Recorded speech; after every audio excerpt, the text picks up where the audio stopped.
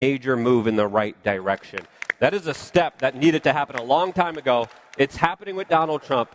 He's speaking up for it, and I think that representation, that policy, is something that truly is shifting the tide. Now, you're going to have the do-gooders. You're going to have the people who are going to want to do everything correctly, but it's important for individuals to understand the true power that they have within themselves to do little things like support your local black market, support your local farm, support individuals and talk to them about Bitcoin and ways to transact and ways to, of course, get into this kind of industry from a real grassroots effort that truly does prioritize the individual over the BlackRocks, over the Federal Reserves, over the big banking systems that have hijacked our way of life and are routinely destroying it. So you got to be vocal. You got to keep speaking out about it. You got to keep pressing the ideas, and you got to represent those ideas yourself as best as you can as an individual.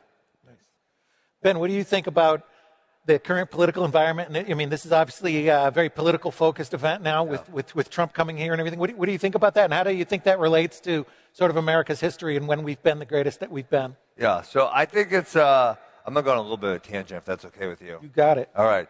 I think it is, there's this saying that you don't change Bitcoin, Bitcoin changes you. And I think we're watching that with everyone in politics coming to Bitcoin.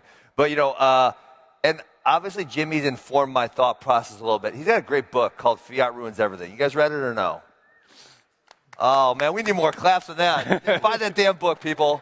But anyways, one of the things that I really think about with this Make Bitcoin America Great Again is, 100 years ago in America, we were leading the world in production, innovation, all this stuff. And now the best and brightest minds in America are going into financial services. It's really sad to me. I coach wrestling. They go to college, and then, a couple years later, I say, hey, what are you going to do when you grow up? And so many of them say, well, I'm going to do financial services. I'm like, it's such a grift. You're not producing or providing anything. And so if we can get the best and brightest minds in America to go back into real innovation and real production, I think that's where it's at. And I think that's a really, really important concept for us. Mm.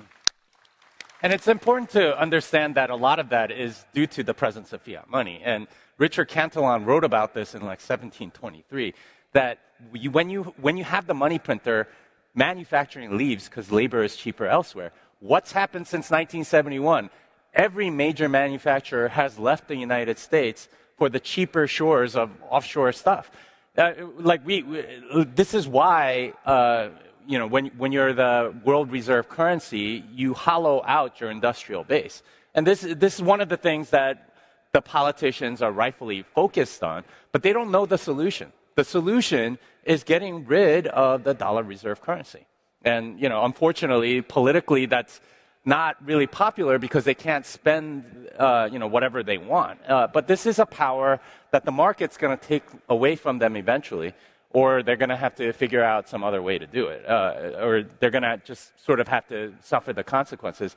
Unfortunately, we have this 4-year political cycle where every president or every party that comes into power is incentivized to suck it dry of whatever value that they can, and then just leave the problems for the next administration. The can has been kicked down the road for so long. We keep running deficits. The numbers just look more and more unreal, and unfortunately,